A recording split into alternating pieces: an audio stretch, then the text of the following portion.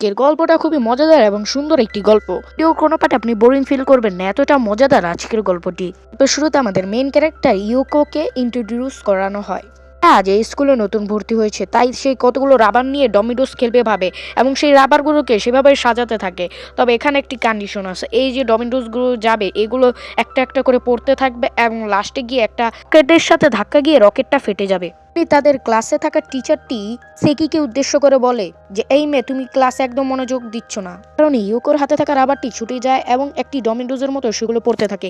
এটা দেখে সাইকো চিন্তায় পড়ে যায়, কেননা সাইকো মনে করে যে এখানে যদি ক্লাসে সবার সামনে বম ফাটে তাহলে তাকে ইচ্ছে মতো পেটাবে স্যার।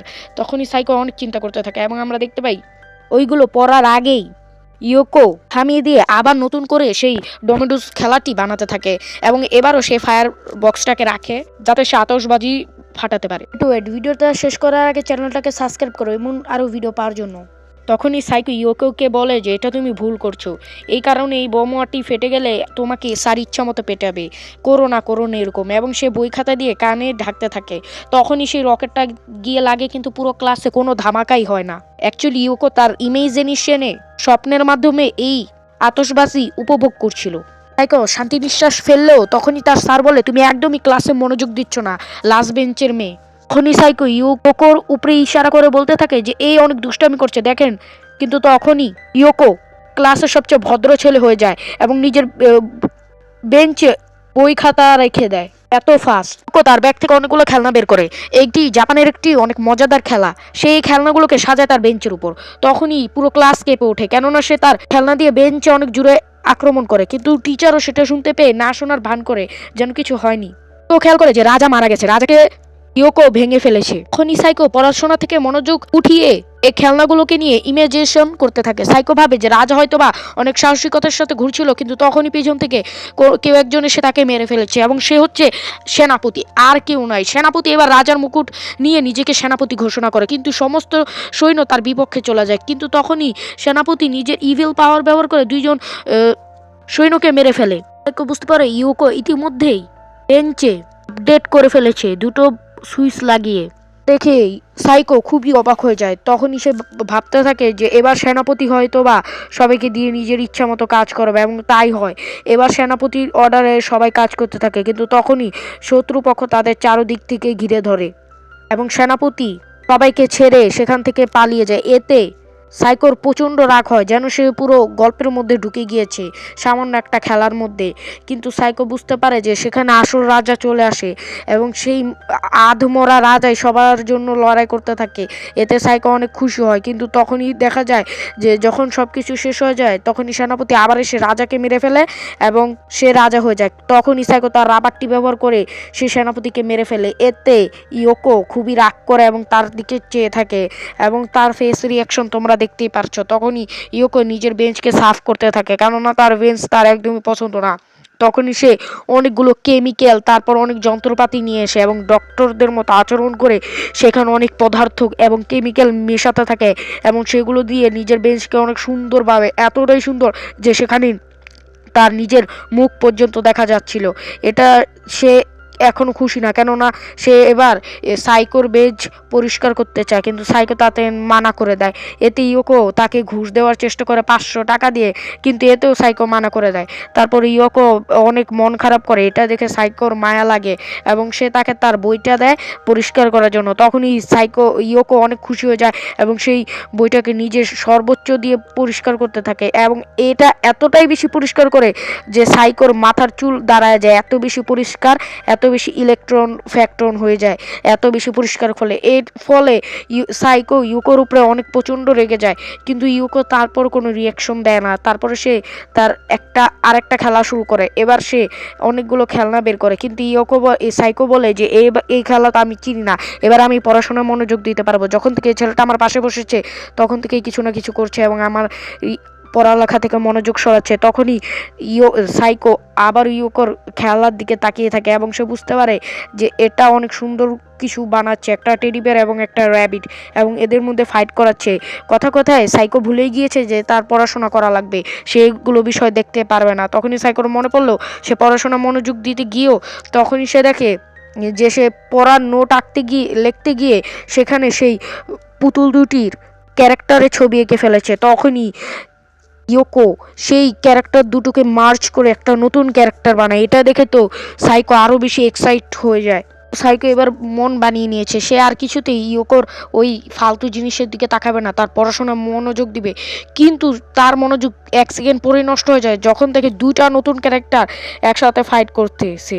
এবং সে মনে করে যেটা বেশি কালো আছে, যেটা বেশি কালো ডট আছে, সেটা হয়তো বা খারাপ ক্যারেক্টার, তাকে সে তাহলে সাদা ক্যারেক্টারের পক্ষ নেয়। কিন্তু যখন সে জানতে পারে যে কালো ক্যারেক্টারের কাছে লেজার বিন এবং সুপার পাঞ্চের মতো পাওয়ার আছে, তখন সে আফসোস করতে থাকে। অন্যদিকে টিচারও তাকে বকা দিতে থাকে অন্যদিকে মনোযোগ দেওয়ার জন্য। কিন্তু তখনই সে ইয়োকোর দিকে মার্চ করলে তখন ইয়োকো তার বেঞ্চ পরিষ্কার করে এবং সাইকো নিজের বই দেখায়, কিন্তু তার বই তো তারই এবং সেই এই ছবি এঁকেছে, তাই কেউ তার কথা বিশ্বাস করে না। ক্লাসের সামনে তার বেজ্জতি হয়ে যায়।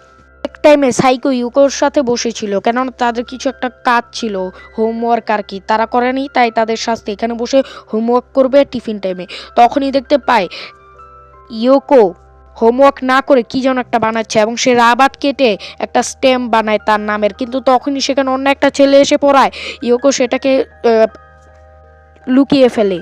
সাইকো বুঝতে পারে যে ইয়োকো তার এত সুন্দর কাজকর্ম কারোর সামনে করে না, সে বাদে, কেননা সে প্রথমেই দেখে ফেলেছে। এতে সে অনেক খুশি হয়, এবার সে হয়তো বা পড়ালেখায় মনোযোগ দিতে পারবে। কিন্তু তখনই দেখতে পাই যে আমাদের ইয়োকো তো ইয়োকোই, সে ওটাকে অনেক সুন্দর একটা ডিজাইন দেয় এবং সে লুকিয়ে লুকিয়েই অনেক সুন্দর কিছু বানিয়ে ফেলে এবং একটা রাবারের মধ্যে সেটাকে গোছায়। কিন্তু তখনই তার পাশে থাকা ছেলেটা লেখা ভুল হলে সে সেই রাবারটা নিয়ে মোছার চেষ্টা করে এবং মুছতে গিয়ে ওই ইয়োকোর মাস্টারপিসটা ভেঙে ফেলে। এতে ইয়োকো আর সাইকোর মাথা গরম হয়ে যায়, কিন্তু তারা কিছু বলে না। অন্যদিকে ওই ছেলেটা মাফ না চেয়ে বলতে থাকে, কি বিচ্ছিরি পেন রে বাবা, কত খারাপ, কত একটা ভালো পেন কিনতে পারস না, এত মাফও চায় না। এতে ইয়োকো আর সাইকো মন থেকে কষ্ট পায়।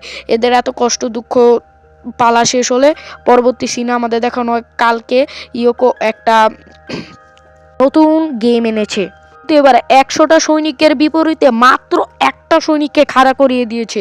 এটা দেখে তো সাইকোর মাথা অনেক এক্সাইটমেন্ট হতে থাকে যে এবার কি হবে, ইয়োকো এবার কি বানাবে। তখনই সে দেখতে পায় যে ওই একটা সৈন্যর পাশে আর একটা যে গুটি রাখা হয় এবং সেই গুটিটার নাম প্রিন্সেস। সে বুঝতে পারে যে এদের প্রিন্সেস এবং এই সৈন্যটার মধ্যে হয়তো বা ভালোবাসা হয়েছিল, কিন্তু তাদের ব্যর্থ রাজামশাই তাদেরকে মেনে নেয়নি। এ কারণে এখন এই একটা সৈনিকের সাথে এতগুলো সৈনিক যুদ্ধ করবে। কিন্তু তারা ভাগার সময় ইয়োকো সেই 100টা সৈনিক নিয়ে সে একটা সৈনিককেও প্রচণ্ড পরিমাণে মারতে থাকে। এতে সাইকো অনেক কান্নাকাটি করে। তখনই সে এখানে দেখতে পায় যে একটা সৈন্য এখনো দাঁড়িয়ে লড়াই চালিয়ে যাচ্ছে এবং একটি সাহসী বীর যোদ্ধাদের মতো সেখানে প্রিন্সেস আসার পরে তারা বিয়ে করে নেয়। বিয়ে করার পর ওই সৈনিকের পাওয়ার যেন এক অন্য লেভেলে চলে যায় এবং ওই সৈনিক একলাই 100 সৈনিকের সাথে ফাইট করতে থাকে এবং সবাইকে হারিয়ে দেয়। পরবর্তীতে রাজকন্যার কান্নায় রাজকন্যাকে কিডন্যাপ করে ফেলে রাজা। পরবর্তীতে সৈনিকরা তাকে মারধর করতে থাকে, কিন্তু তখনই সে তার পায়ের সামনে একটি গুটি দেখতে পায় এবং সে গুটিটা ভেঙে গেলে দেখতে পায় ফাদার লেখা, মানে ওই সৈনিকের বাবা আর কি। তো ওই সৈনিকের বাবা নিজের ছেলেকে ভালোবাসা পাওয়ার জন্য এখন লড়াই করবে, কিন্তু তার সামনে অনেক বড় একটা দেওয়াল যেটা ইয়োকো তৈরি করেছে বই দিয়ে। তখনই সে চালাকি করে ইয়োকোর সেই বেঞ্চে এই গুটিটাকে ক্যারাম বোর্ডের মতো ছুঁড়ে মারে। অনেক এক্সাইটমেন্টের সাথে প্রায় 20 থেকে 30টা সৈনিককে সে হারিয়ে দেয়। এভাবে বোঝা যায় যে বাবা তার ছেলের ভালোবাসা পাওয়ার জন্য কত কিছু করতে পারে। এটা দেখে সাইকোর মাথা ঠিক থাকে না, সে অনেক খুশি হয়ে যায়। পরবর্তীতে আর্ট ক্লাস শুরু হয়, আঁকাআঁকির ক্লাস। চারুকারু ইয়োকো ক্লাসে মনোযোগ না দিয়ে আগে থেকে থাকা একটা ছিদ্রের মধ্যে গল্ফ খেলতে থাকে, দুটো স্টিক এবং একটা ছোট্ট বল দিয়ে। তখনই সেখানে সাইকো বলে যে এটা কি করছো। তখনই তাদের পাশে থাকা মেয়েটা ভাবে হয়তো যে সাইকো হয়তো ইয়োকোকে পছন্দ করে, কেননা সে তার দিকে যেভাবে তাকিয়ে আছে হয়তোবা তারা একে অপরকে পছন্দ করে, এটা ভাবে। এবং ওই মেয়েটা এই সাইকোর বন্ধু হতে চায়, এই মেয়েটার আর কি, যাই হোক। ওর আরেকটা গর্ত করে এবং সেখানটায় সাইকোর হাতের কাছে ইয়োকো সেখানে গলফ খেলবে। তখনই সে মেয়েটা বলে এরা কত ভালোবাসে, দুজন দুজনের দিকে তাকিয়ে আছে, এরা কি বয়ফ্রেন্ড গার্লফ্রেন্ড নাকি। তখনই তাদের পিছনে একটা মেয়ে যখন তাকে নোট দেয় তখনই সে দেখতে পায় যে ইয়োকোর বলটা তার ওই কাগজে লেগে নিচে পড়ে গিয়েছে। এতে সে ইয়োকোর উপরে চিল্লাচিল্লি করলেও পরবর্তীতে সে ক্ষমা চায়। ইয়োকোর মন অনেক খারাপ হয়ে গিয়েছে। তখনই পিছিয়ে থাকা মেয়েটা ভাবতে থাকে এরা এতই ভালো কাপল, তো এরা কি এখন কি করবে। তখনই দেখা যায় যে ইয়োকো এবং সাইকো একসাথে নিচে হয়। তখনই এটা ভাবে যে এরা নিচে গিয়ে মধ্যে কিস করছে এবং অনেক লজ্জা পেতে থাকে, কিন্তু এমনটা কিছুই নয়। ইয়োকো আর সাইকো সেই বেসবলটা খুঁজছিল। তখনই সে মেয়েটা ক্লাস থেকে ক্লাস শেষ হওয়ার পরে তাকে বলে তোমার এটা করা ঠিক হয়নি। এই মেয়েটার কথা শুনে সাইকো বলে হ্যাঁ তুমি সঠিক বলেছ, আমার এটা করা ঠিক হয়নি, দোষটা আমারই, ভুলটা আমারই। তখনই এরা তো জানে না যে এরা একে অপর অন্য বিষয় নিয়ে কথা বলছে। একদিকে এই মেয়েটা ভাবছে তারা হয়তো বয়ফ্রেন্ড গার্লফ্রেন্ড, অন্যদিকে আমাদের সাইকো ভাবছে সে হয়তো বা ওই গল্ফ পড়ার কথা বলছে, এবং এই মেয়েটা ভাবে তারা নিচে গিয়ে কি করে এসেছে। এটা ভেবেই সে তাকে বলছে তুমি কাজটা ঠিক করেনি। তখন সে বলে আচ্ছা আমরা বন্ধু হয়ে যাই। তো এইদিকে এই মেয়েটার স্বপ্ন পূরণ হয়ে যায় সাইকোর সাথে বন্ধুত্ব করার। তখন সাইকো দেখতে পাই ইয়োকো তার ব্যাগ থেকে